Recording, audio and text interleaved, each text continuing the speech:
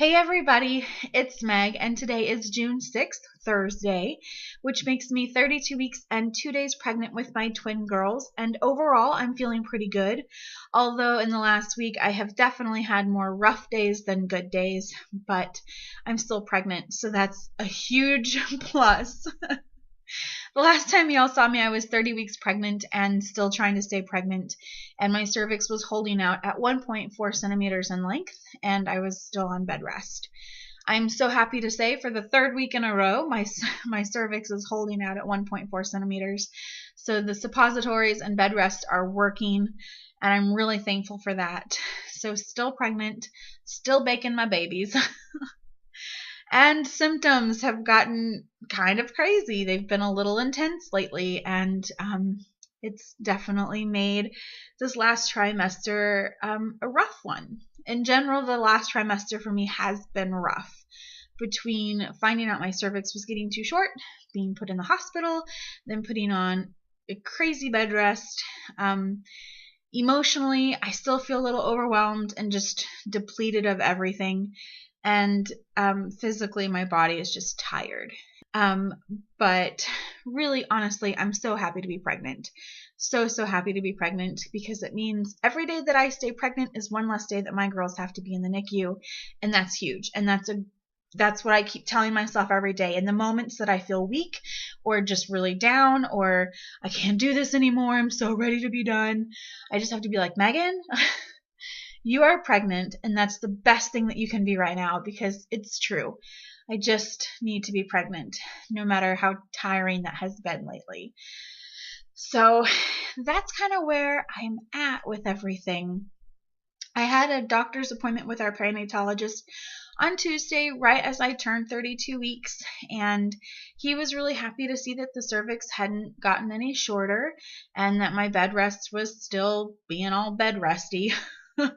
But he did go ahead and want to start another round of betamethasone, which is the steroid I talked about when I got in the hospital to help with lung development. Because my cervix is so short and because of some of the new symptoms that I'm having, starting at the end of 31 weeks and into so far the 32nd week of this pregnancy, he wanted to just play it safe. He's like, really, you could go into labor in the next 2 weeks, or you could still stay pregnant for another 3 or 4 or 5 weeks.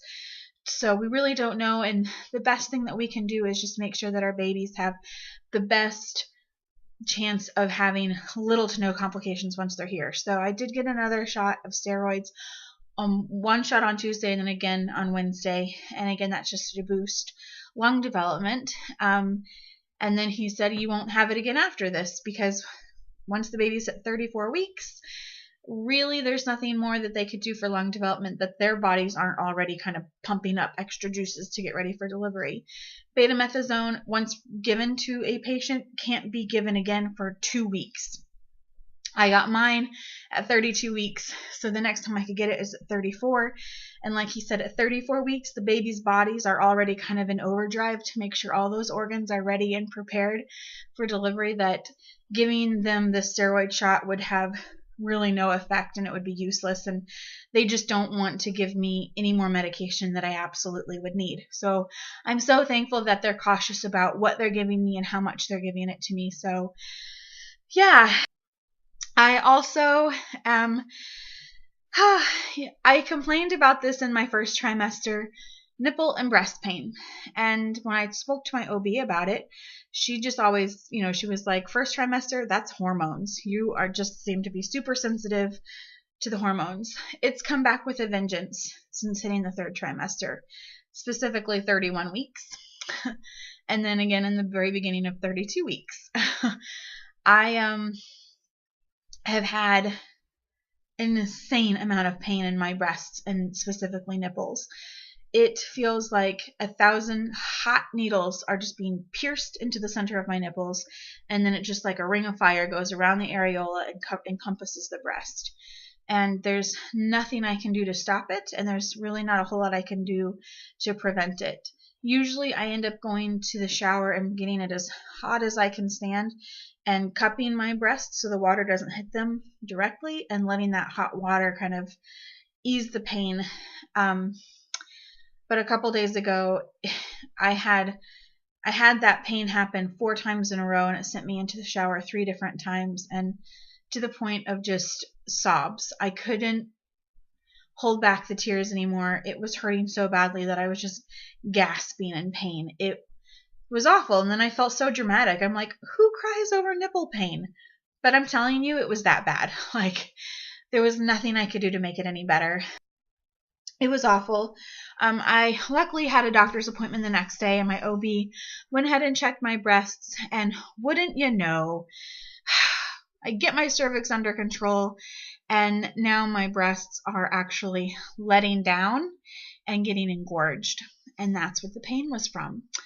And my breasts have been so sensitive, I haven't wanted to really touch them or really examine my nipple and see if there's something going on.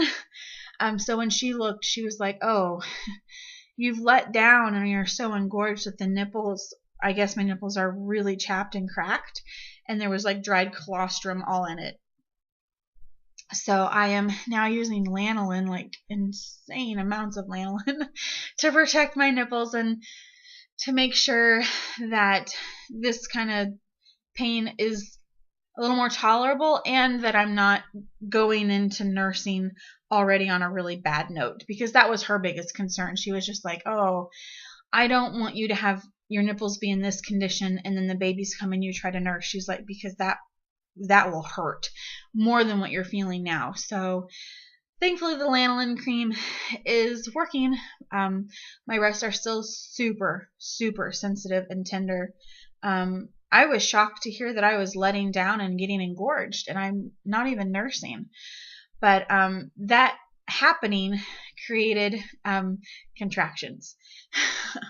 So the other night when I had my breast hurt several times in the night throughout like a 4-hour period, about 3 times, every time after, I would sit and have contractions for about 2 or 3 minutes, and then they would stop and be an hour away from the next set of contractions.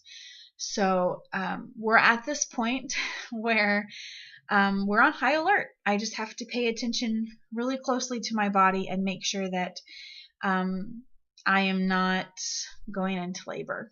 So pins and needles over here, people. Pins and needles. So that's pretty much my update that I have for you this week. Not that great. I'm going to try and do a belly shot for you really quick as well. 32 weeks.